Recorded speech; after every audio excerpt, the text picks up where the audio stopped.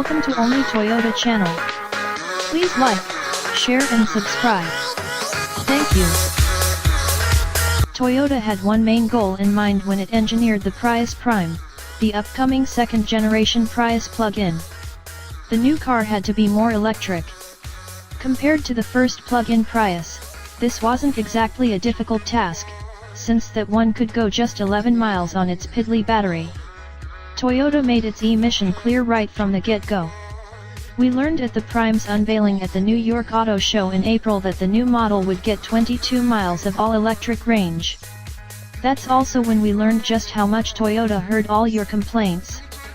Whether in online forums, at focus groups, or through customer research, Toyota got the message that what people want from a green car in 2016 is electric miles. And an electric Prius that could only go 62 miles per hour like the first gen did before the gas engine was forced to turn on just wouldn't cut it. Good news, everyone! The Prime can reach 84 miles per hour without any assist from the onboard fossil fuels. You might not always want the car to run up to that speed using nothing but battery power, but more on that in a bit. Customers also told Toyota that they liked the incredible gas-powered efficiency that the Prius offers. For many car buyers, miles per gallon remains the one and only way to define a car's green cred. The Prime is expected to get the same fuel economy as the 4th-gen Prius liftback, which means 52 combined mpg. Official numbers will be out later this year, but 52 is a lot higher than, say, the 2nd-gen Chevy Volt, which gets 42 mpg, along with, of course, a whopping 53 miles of all-electric range. Numbers on paper, though, only tell you a little bit of the story. Thankfully, we recently got to try out a pre-production Prime on a test track in Japan. It was a long way to go for a short drive, just 3 laps of a 3-mile loop, but if you pay attention, you can learn a lot from a little. Heck, you can learn a lot even just from the look of the Prime. While it shares much under the metal with the 4th-gen Prius, it's impossible to mistake the two. The front end has been given the treatment it deserves, and the character-laden rear end, with its elegant strip of red LEDs, sets it apart from the controversial 4th-gen Prius update. More than once during our time on the track we heard that the Prime is what the 4th-gen Prius should have been, and we agree. Also, the Prime has an amazing rear window with an attractive central dip that cannot have been cheap to include in the final design, but it's completely worth it. When you open up the rear hatch, you'll be able to see one of the ways Toyota cut some of the weight from the Prime thanks to exposed carbon fiber near the seal. All the carbon fiber used in the Prime is made by Toyota, which signals that we can expect a lot more of this sort of lightweighting from the company in the coming years. You can even learn a lot from the name. It's not subtle, but the Prime designation makes it clear that Toyota thinks this is the absolute best model in its popular hybrid lineup. And make no mistake, this is undoubtedly a Prius. There's the traditional push-button starter and, just like all the other Priuses, the Prime proudly carries on the tradition of offering up plenty of pointless beeps and buzzes. You can't miss the cutesy little melodies that play when the car is turned on or off. But this time the sci-fi sounds are at least in good company with an 11.6-inch, full-color touchscreen that dominates the center stack and responds to some swipe commands, just like your phone. Navigation comes standard and there's an available color head-up display to make the Prime feel suitably tech-y. For the few minutes I was able to try it out, the interface felt intuitive and easy to use, and even a bit futuristic. In fact, when you drive the Prime after getting out of a 1st-gen Prius plug-in, itself based on a standard 3rd-gen Prius, the differences are so stark you might think a few decades had passed between the two, not just 5 years. Where you learn the most, obviously, is behind the wheel. And this is where the Prime shows its full promise. Just like the new Prius liftback, the Prime does not drive like a Prius of old. Thanks in part to a new double wishbone independent rear suspension and the new TNGA platform, the Prime is more sprightly than all earlier Priuses.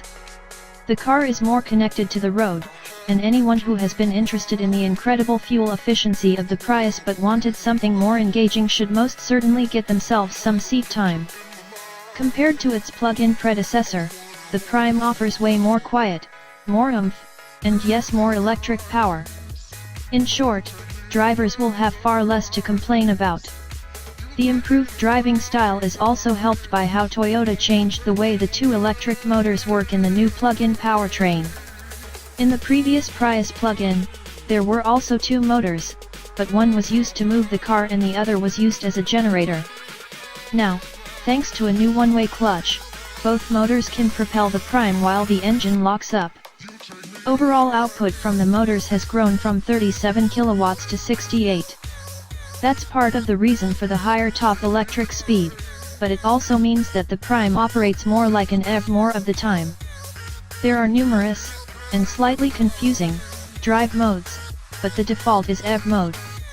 If you've got enough energy in the pack, and exactly where this threshold lies remains a bit of a closely held secret, since Toyota isn't willing to say how much of the 8.8 kilowatt-hour pack is being used, then the Prime is, effectively, a pure EV. As long as the display shows at least one electric mile remaining, you're going under 84 miles per hour, and you're in EV mode, the engine will not turn on. For anyone familiar with the first-gen Prius plug-in, this is a whole new universe of electric possibility. You could hear that car's engine whine almost constantly due to the lower top electric speed and the small battery size. No wonder people complained. But here's where we get back to the fact that you might not always want pure EV operation, despite the coolness of passing someone on the highway without any tailpipe emissions. When the Prime is in EV auto mode, it emphasizes electric-only operation, but there are times when the system will fire up the gas engine even if there's some charge left in the pack. That's because the ECU calculates the absolute most efficient power source, gas or electric, to move the Prime. Sometimes it's just better, apparently, to burn a bit of gas than use battery power. Thanks to selectable modes, EV lovers can state their preference for electric drive, having their cake and eating it, too. Up to 22 miles per charge.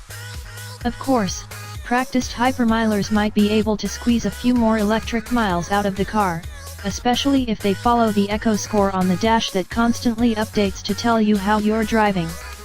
A two-color battery display shows green for the power needed for EV mode and blue for standard hybrid operation. We suspect someone with a real light foot will be able to get close to 30 miles of EV action. Whether or not this is possible is something we'll have to wait for a real road test to determine.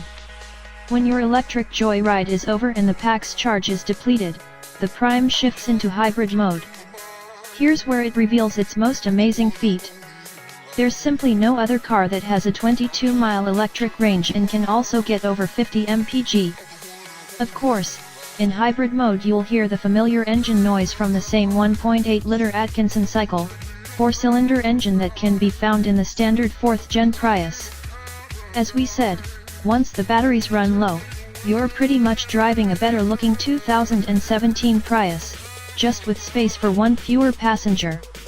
There was plenty of leg and headroom for my 5'9" frame in a rear seat, but, well, there are only two of them.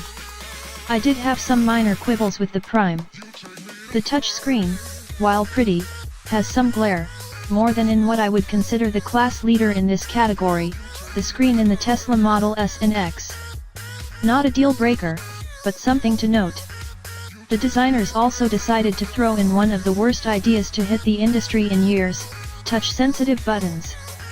There are only a few of them, controlling some HVAC, volume, and other options on the left and right of the touchscreen, but they're just not as good as physical buttons. Also, while the JBL speakers sounded fine, there's no reason for the bright orange JBL logos on the front corner speakers that are nestled up near where the windshield meets the hood. They serve no purpose other than to create a bright orange reflection on the windshield, a totally unnecessary distraction. Let's hope Toyota opts for a darker logo color in the production version of the Prime. The latest plug-in Prius will be available this fall in all 50 states, and we expect to learn about pricing and things like a 0-60 time when we get to spend more time with the car in September. However it's priced, the Prime should qualify for federal tax credits worth $4,168. As in every other comparison we can think of with the earlier plug-in Prius, the Prime is better than what came before. The first gen only got a $2,500 credit thanks to its smaller battery pack. Without question, the Prime's MSRP is going to determine if it will be a hit. It certainly could be.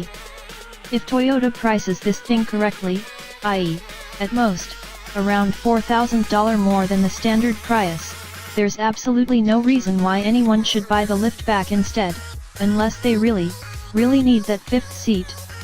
That said, anyone looking to buy a new green car in late 2016 or early 2017 will be comparing the Prime with more than just the standard Prius.